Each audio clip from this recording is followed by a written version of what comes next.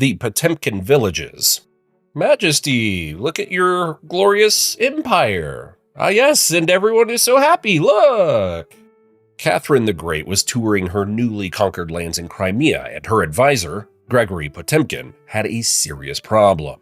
The region was in ruins. Famine, poverty, abandoned villages. Not exactly impressive. Fixing it would take years. But how about faking it? That could be done by Tuesday. He had fake villages built along the river, stocked them with peasants, actually soldiers in wigs, and put up freshly painted facades to make everything look perfect. Potemkin simply knew all the classic landlord tricks. But would Catherine really fall for it?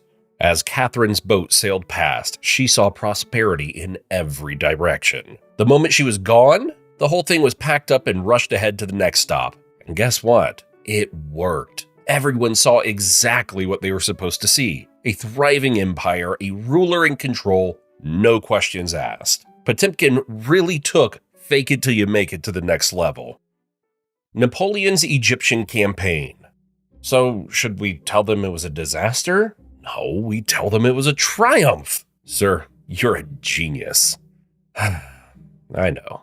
Napoleon's Egyptian campaign was a mess. His fleet was sunk, his army was weakened by disease, and he never really conquered Egypt. But when he returned to France, he didn't bring bad news, he just brought a better story. Instead of focusing on the military failure, Napoleon highlighted the discoveries, ancient ruins, cultural treasures, and of course, the Rosetta Stone. He returned with artifacts, scholars, and a narrative that painted him not as a failed conqueror, but as a visionary explorer. And it worked. The French public wasn't talking about lost battles. They were celebrating Napoleon the Enlightened. His reputation stayed untouched. And by the time anyone realized the truth, he was already too far ahead to care. If you can't change the outcome, change the story.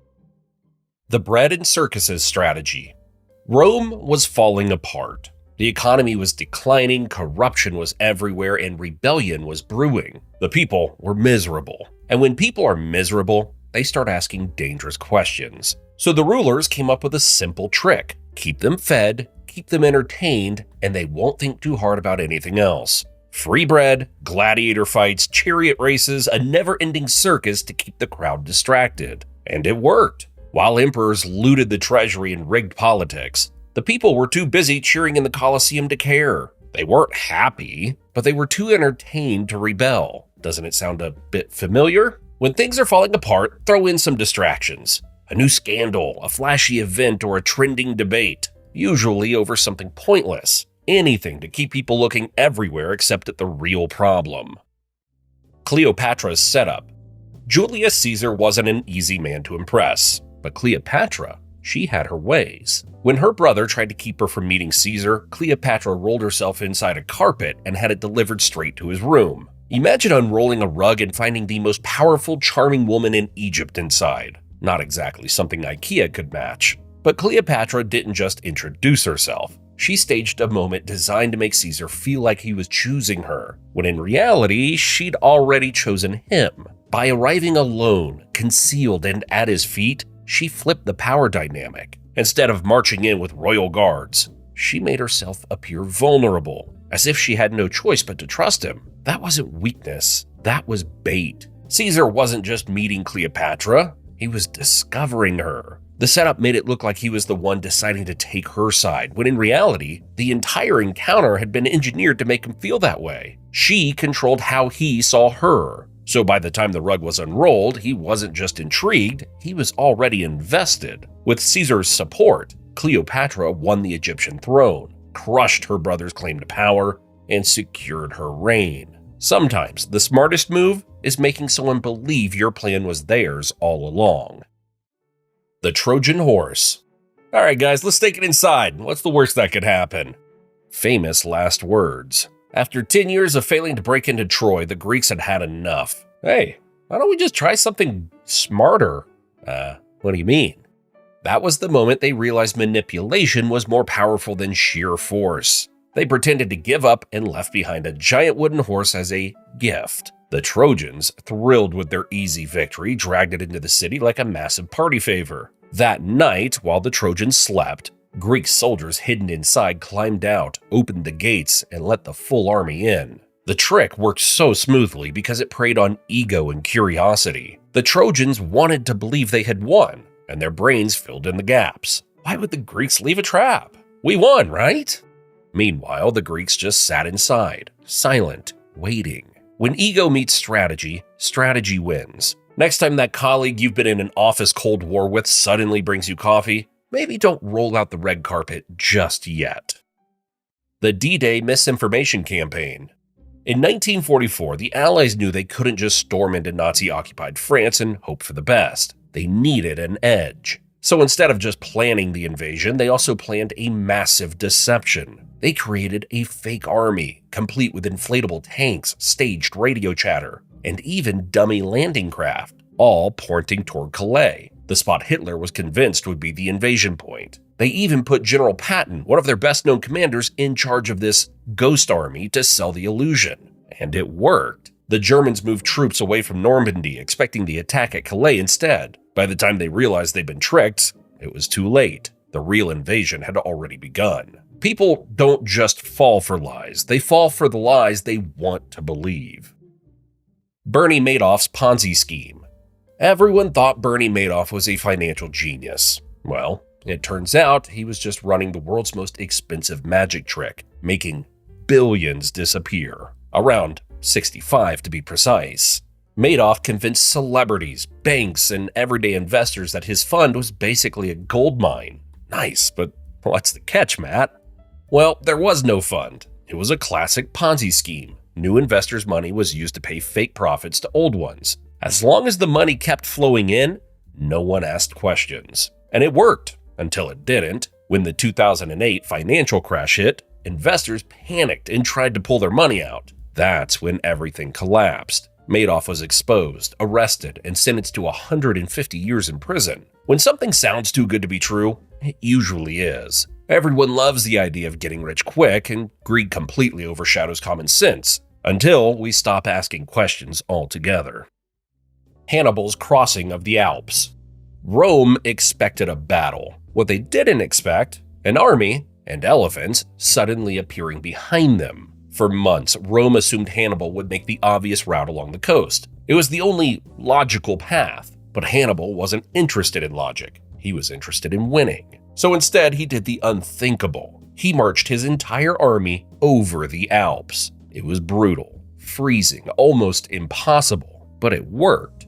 Rome had troops guarding every predictable entry point, leaving their backyard wide open. The real genius? Psychological warfare. The second the Romans saw an enemy force, including war elephants, coming from the wrong direction, they panicked. Hannibal made them feel exposed, forced them to react, and used their own overconfidence against them. People lose not because they're weak, but because they think they're safe. That's when the real threat walks right in.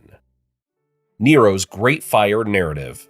Rome burned for 6 days, and when the smoke cleared, Emperor Nero had a serious problem. A furious public in a city in ruins. Someone had to take the fall, and it wasn't going to be him. So he found the perfect scapegoat, the Christians. They were a small, unpopular group with little power to defend themselves. Easy target. Nero blamed them for the fire, claiming they had set Rome on fire on purpose as some kind of rebellion. Then, to really sell the story, he staged mass arrests, forced confessions, and held brutal public executions. And just like that, the public's anger shifted. Instead of blaming Nero for failing his people, they turned on the Christians. Meanwhile, Nero quietly took over the burnt city ruins and built himself a massive palace. When people start asking questions, don't explain, just give them a new enemy. Napoleon's Self-Coronation. Alright, so you will have to kneel before the Pope and receive your crown. Nah, I'll handle it myself. Most rulers let the Pope place the crown on their head, a symbolic way of saying their power comes from God. But Napoleon? He wasn't about to let anyone, not even the church, take credit for his rule. At his coronation in 1804, just as the Pope was about to crown him, Napoleon grabbed the crown and placed it on his own head. The message was clear. His authority didn't come from religion, tradition, or anyone else. It came from him. And it worked. No king, no church, no higher power could claim to have given him his throne. He wasn't just a ruler, he made himself the source of power itself. People love to follow authority, but only if they believe it's legitimate. Napoleon knew that the easiest way to be seen as the rightful ruler was to act like no one else had a say. Well, I'm guessing you know a Napoleon too, probably from your office. Huang's book burning. Rewriting history? Easy. Just burn the parts you don't like. China's first emperor, Huang, wasn't exactly a fan of opposition or free thought. He had a simpler solution: wipe out every idea that challenged his rule. Thousands of books? Burned. Scholars who knew better? Executed. But why? Because knowledge is power, and the easiest way to control people is to erase the parts of history that don't serve you. And it worked. With no written records of the past, people had nothing to compare his rule to. No stories of better emperors, no old philosophies contradicting his laws, no proof that rebellion had ever succeeded, just his version of history, and no one left to correct it. This wasn't just censorship, it was thought control. If you erase the past, you don't have to argue with it. And if people don't know what they've lost, they won't even realize they should be fighting to get it back. The Torches of Freedom campaign. In the 1920s, smoking in public was seen as unladylike. And what did that mean for tobacco companies? Yeah, losing half the market. Women weren't buying because it was perceived as inappropriate. So the industry called in Edward Bernays, the father of public relations, to change that. Bernays didn't push ads. He created a movement. He arranged for wealthy, fashionable women to march in a New York parade, cigarettes in hand, calling them Torches of Freedom. Suddenly, smoking wasn't just a habit, it was a statement of independence, resistance, and equality. And it worked. Women weren't just buying cigarettes, they were buying the idea that smoking was an act of rebellion. Sales skyrocketed, all because of a well-placed narrative. And if you think this trick is outdated, just take a look around. Brands still sell confidence in a bottle, rebellion in a sneaker, and self-love in an overpriced skincare set. The product isn't what matters, it's the story they make us believe. The Trial of Socrates. Socrates wasn't executed. He was manipulated into carrying it out himself, a move that turned his punishment into one of history's most brilliant acts of control. The Athenian government hated him. He was too influential, too disruptive, and worst of all, he made people think. Instead of assassinating him, too messy, too obvious, they put him on trial for corrupting the youth and sentenced him to drink poison. This way, they made it seem like justice, not a political purge. Now here's the trick. Socrates could have escaped. His friends begged him to run. The guards looked the other way. But instead, he played into the setup and drank the poison himself. Why? Because every path they left him led to the same outcome. If he fled, he'd prove them right. If he resisted, he'd look like a hypocrite. His entire philosophy was built on following the laws of the state. The only way to keep his reputation intact? Accept the sentence. Exactly what his enemies wanted. They thought they had erased him. Instead, they made him immortal. Caesar's smart move after victory. Winning a war is one thing, but winning the people's hearts is where the real power is. After defeating Pompey in Egypt, Caesar didn't celebrate, at least not in the way you'd expect. He didn't erase his rival from history or brag about victory. Instead, when presented with Pompey's severed head, Caesar was furious. He demanded a proper funeral for Pompey's remains and publicly condemned what had been done to him. Instead of making himself Pompey's enemy, Caesar made it seem like he was simply continuing what Pompey started. Pompey's supporters expected him to drag their fallen leader's name through the dirt. Instead, he honored Pompey's memory. By showing respect, Caesar gave them fewer reasons to resist. How do you fight a man who just honored your fallen leader? He didn't just get rid of Pompey, he took his place. Brute force wins battles, but making people believe you're on their side, that wins empires. Richard the Lionheart's silence. Richard the Lionheart, the King of England, had a problem. He was stuck fighting in the Middle East during the Third Crusade. Back in Europe, rumors spread that he might never return, a dangerous opening for anyone eyeing his throne. On his journey home, Richard was captured and held for ransom, giving his enemies, including his own brother Prince John and King Philip of France, plenty of time to scheme. Philip even tried to bribe Richard's captors to keep him locked away for good. Meanwhile, John was busy positioning himself as England's future ruler. But here's the trick. Richard played the long game. He stayed patient, knowing his absence made his enemies overconfident. And when he was finally released in 1194, he moved fast. Before John and Philip could solidify their power, Richard returned, reclaimed control, and shut down the rebellion before it could take root. People don't prepare for what they think is impossible, and Richard made sure his comeback felt impossible, until it wasn't. We could also end this with, when life hands you lemons, make lemonade. Alexander the Great's godly status. Conquering an empire is one thing. Making people believe the gods chose you to rule it, now that's manipulation at its finest. As Alexander expanded his empire, he faced a problem. How do you control people who don't speak your language, don't share your culture, and don't necessarily trust you? Simple. You don't just make them obey you, you make them believe you. He spread rumors that he was the son of Zeus, had priests publicly declare his divinity, and encouraged myths about his supernatural abilities. The message was clear. He wasn't just a king, he was a god in human form. The result? People didn't just fear him, they worshipped him, though probably with a side eye. And yeah, disobeying him meant going against the gods. Simple, but effective. But nothing new for those who've dealt with a typical narcissistic partner or parent. The Great Moon Hoax. Scientists discover life on the moon. That was the headline, and people ate it up. In 1835, the New York Sun was looking for a way to increase sales. So they published a groundbreaking discovery. Astronomers had supposedly found lush forests, bizarre creatures, and even human-like beings on the moon. It was the biggest story of the year, and people couldn't get enough of it. There was just one problem, though. It was completely fake. No telescopes had spotted moon creatures. No scientists had made the discovery. The whole thing was a made-up story designed to sell newspapers, and it worked. Sales skyrocketed before the truth finally came out. But by then, it didn't matter. The paper had already cashed in, and people moved on to the next big headline. I guess if the story is exciting enough, people will share it first and fact-check later, if they even bother. The Jonestown Cult.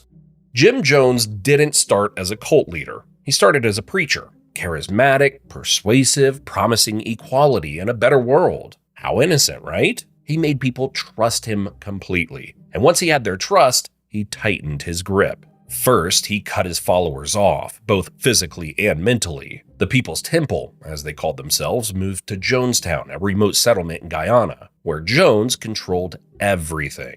What they heard, what they ate, who they could talk to. Full George Orwell mode. Any doubt was met with shame, punishment, and fear. When the US government started asking questions, Jones escalated to his final manipulation, convincing his followers that the outside world was coming for them and that there was only one way out. And so they followed him one last time. This is just one of countless examples of how powerful psychological manipulation can be. Jones was able to completely control around 1,000 people and make them move out of their homes. The Robinhood Manipulation.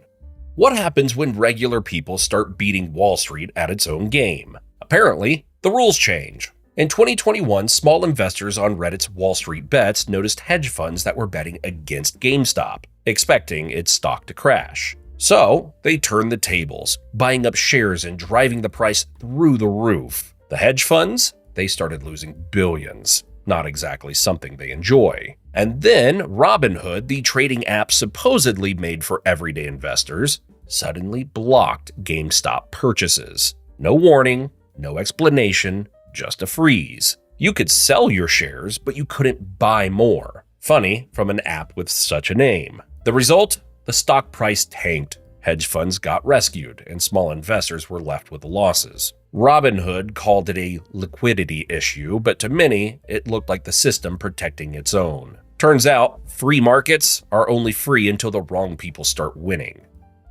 To learn more manipulation tricks, watch the video on the left. To find out if you're toxic, watch the one on the right. My name is Matt, and I thank you for watching.